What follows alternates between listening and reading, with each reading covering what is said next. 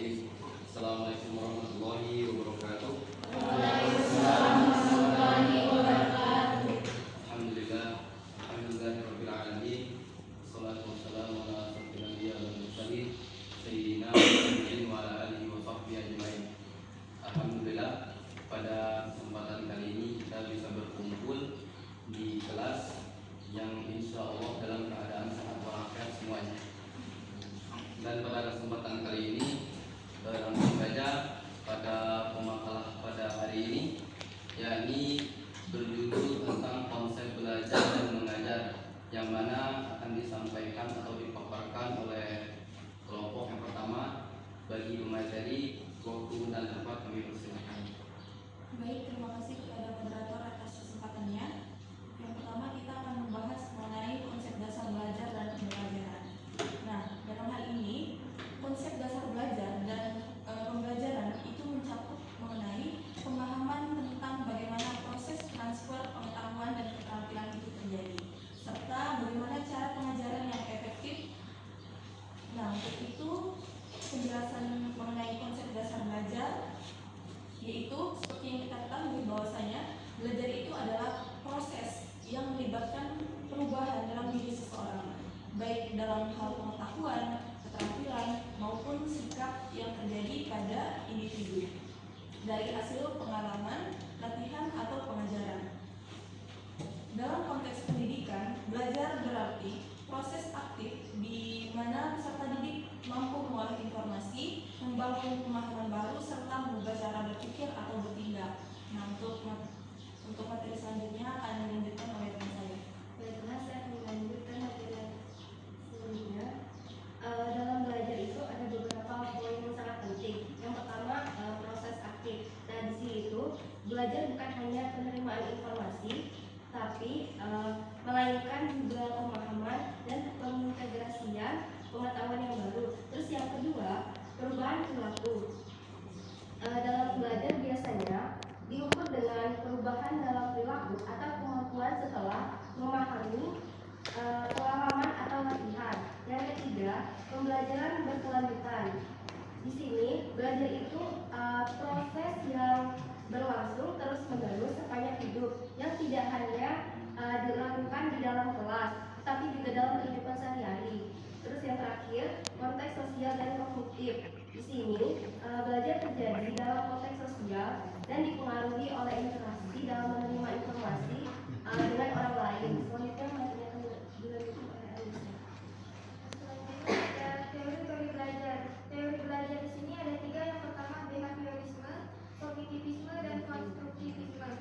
Behaviorisme ini berfokus pada perubahan perilaku sebagai hasil dari interaksi antara stimulus dan respon. Kognitivisme menekankan pada proses mental di balik belajar, seperti pengelolaan informasi dan pemecahan suatu masalah. Yang ketiga, konstruktivisme menganggap belajar sebagai konstruksi aktif pengetahuan oleh individu yang terjadi melalui pengalaman secara langsung, baik interaksi sosial dan kehidupan sehari-hari. Selanjutnya dilanjutkan oleh Jeki. 2. Konsep dasar pembelajaran. Tentu kita mengetahui pengertian dari pembelajaran. Pembelajaran ialah proses yang terencana untuk mengarahkan dan mendukung peserta didik dalam mencapai tujuan pendidikan. Pembelajaran ini melibatkan interaksi antara guru atau pengajar dengan peserta didik untuk atau sebagai memfasilitasi atau memberi pemahaman dan penguasaan materi atau keterampilan tertentu. Selanjutnya saya serahkan ke teman saya. Baiklah, di sini ada beberapa elemen. Nah, di sini ada 5 elemen utama dalam pembelajaran. Yang pertama itu tujuan pembelajaran, di mana dalam kegiatan pembelajaran itu harus memiliki tujuan yang jelas, yang biasanya berupa pengetahuan, kemudian keterampilan, dan sikap yang ingin diketahui oleh peserta didik atau individu. Nah, yang kedua ini pengajaran, di mana pengajaran ini terjadi melalui interaksi antara pengajar dan peserta didik. Nah, pengajar ini juga menggunakan berbagai metode, di mana strategi itu untuk membantu peserta didik memahami dan menguasai materi. Nah, ketiga ada metode pengajaran. Ini mencakup cara yang digunakan untuk menyampaikan materi materi seperti ceramah, kemudian diskusi, simulasi atau pembelajaran berbasis masalah. Keempat itu sumber belajar, di mana berbagai sumber dayanya itu yang digunakan untuk membantu proses pembelajaran seperti buku teks, kemudian media digital, alat bantu belajar, atau sumber daya manusia yang lainnya. Yang terakhir itu evaluasi pembelajaran. Untuk mengetahui seberapa efektif pembelajaran yang terjadi, evaluasi ini adalah penilaian yang dilakukan baik melalui tes, kemudian tugas dan observasi. Selanjutnya akan dilanjutkan oleh teman saya Rizky Anarsi. Baiklah, ada beberapa strategi dalam pembelajaran. Yang pertama itu ada pendekatan konstruktivis. Nah, pendekatan ini yaitu bukan hanya menerima informasi, tetapi membangun pemahaman berdasarkan pengalaman dan interaksi. Misalnya, siswa melakukan eksperimen untuk memahami suatu konsep daripada hanya mendengarkan penjelasan. Yang kedua itu ada pembelajaran aktif, di mana siswa ikut terlibat langsung dalam pembelajaran seperti berdiskusi, mencoba dan menyelesaikan masalah. Dan yang ketiga ada pembelajaran kolaboratif, yaitu siswa belajar bersama dalam kelompok, berbagi ide dan bekerja sama menyelesaikan tugas. Ini membantu mereka memahami materi dengan cara berdiskusi dan saling membantu. Baiklah, selanjutnya. Baiklah, di sini saya akan melanjut materi yang dijelaskan oleh saudari Rizky Anarsi, yang mana saya akan menjelaskan itu hubungan antara belajar dan pembelajaran. Yang mana yang pertama, pembelajaran sebagai sarana untuk mendukung belajar. Pembelajaran seperti kita ketahui adalah suatu proses yang lebih luas untuk dan terstruktur yang dirancang untuk memfasilitasi terjadinya belajar. Seperti pembelajaran mencakup berbagai metode, teknik, dan aktivitas yang digunakan dalam proses pendidikan, yang mana untuk memungkinkan siswa memperoleh pengetahuan ilmu. Yang kedua, peran pengajar dalam memfasilitasi belajar. Pengajar memiliki peran yang sangat besar dalam memfasilitasi proses belajar. Mereka bukan hanya menyampaikan materi, tetapi juga menciptakan lingkungan yang mendukung dan membantu siswa dalam mencapai tujuan pembelajaran mereka. Mungkin hanya itu yang bisa saya sampaikan.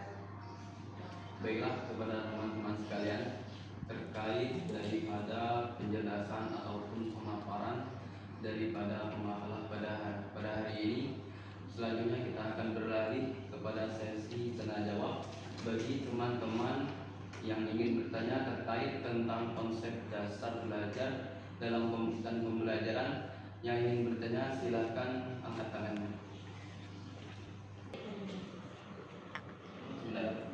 Izin bertanya kepada kelompok 1.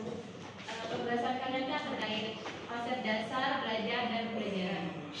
Saya ingin mengetahui pendapat kalian perbedaan antara pendidikan, pengajaran dan juga pembelajaran itu seperti apa? Oke, baik, izin bertanya kepada kelompok 1. Dijelaskan bahwasanya evaluasi pembelajaran itu kan untuk mengetahui seberapa efektif pembelajaran yang terjadi. Nah, evaluasi itu bisa berupa tes, tugas ataupun observasi. Nah, menurut kalian selaku kelompok yang telah menganalisis materi ini, evaluasi ini yang paling baik itu yang mana? Apakah tes atau tugas observasi, atau istilahnya bagaimana cara kita menentukan evaluasi agar tujuan pembelajaran yang ingin kita capai itu bisa terwujudkan? Baik, terima kasih.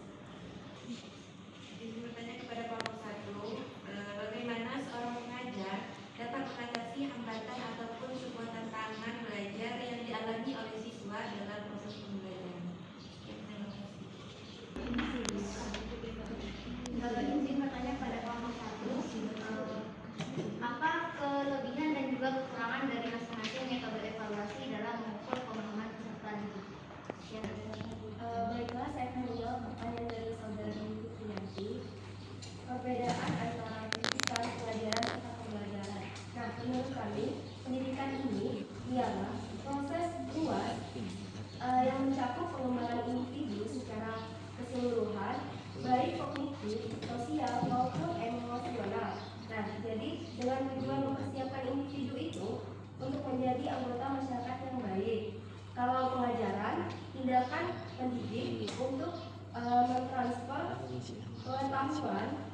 atau keterampilan kepada siswa melalui metode terstruktur seperti ceramah, diskusi.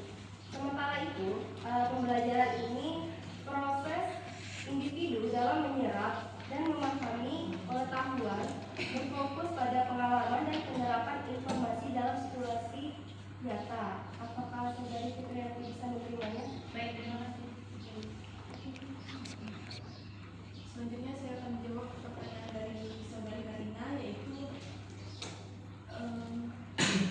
dijelaskan bahwa evaluasi pembelajaran itu untuk mengetahui seberapa efektif pembelajaran yang terjadi. Evaluasi atau penilaian dilakukan baik melalui tes, tugas, atau observasi. Menurut kalian selaku kelompok, evaluasi ini yang paling baik yang mana? Apakah tes, tugas, observasi, atau bagaimana cara kita menentukan evaluasi yang baik agar tujuan pembelajaran tercapai? Nah, menurut kelompok kami, dari ketiga hal tersebut, evaluasi yang sebaik-baiknya yaitu adalah menggabungkan beberapa metode berikut, seperti tes, tugas, maupun observasi. Nah, bagaimana cara kita menentukan evaluasi yang paling baik itu? Yang pertama adalah kita mengetahui tes itu apa. Tes itu memberikan informasi yang lebih objektif dan terukur mengenai pemahaman siswa terhadap materi. Nah, tes juga cocok untuk mengukur aspek kognitif seperti pengetahuan dan pemahaman konsep. Namun, tes tidak selalu mencakup keterampilan praktis atau sikap. Yang kedua adalah tugas. Tugas ini yang memungkinkan siswa untuk menunjukkan bahwa pemahaman mereka dalam konteks yang lebih aplikatif.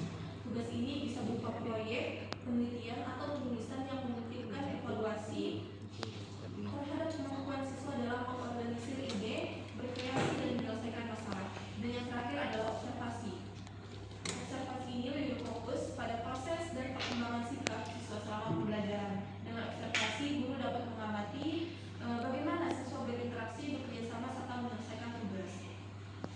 Jadi kesimpulannya adalah dari ketiga metode ini, evaluasi yang baik adalah menggabungkan tiga komponen evaluasi tersebut. Terima kasih. Oh, stop dulu. Baiklah, di sini saya akan menjawab pertanyaan dari Devi, di mana pertanyaannya itu bagaimana seorang pengajar dapat mengatasi hambatan ataupun tantangan belajar yang dialami oleh siswa dalam proses pembelajaran. Seorang pengajar itu dapat mengatasi hambatan atau tantangan belajar yang dialami siswa dengan berbagai strategi yang efektif. Nah, di sini ada beberapa pendekatan. Yang pertama itu memahami gaya belajar siswa. Setiap siswa memiliki gaya belajar yang berbeda, yang unik seperti visual, kemudian auditori atau kinestetik. Dan yang kedua itu menciptakan lingkungan belajar yang mendukung, di mana lingkungan belajar ini sangat kondusif, sangat penting untuk meningkatkan konsentrasi dan motivasi siswa. Ketiga itu mengembangkan keterampilan manajemen waktu. Kesulitan dalam belajar itu seringkali berkaitan dengan manajemen waktu yang buruk. Dan yang keempat itu memberikan dukungan emosional. Nah, dukungan emosional ini dari guru dan orang tua itu sangat penting dalam membantu siswa mengatasi tantangan belajar.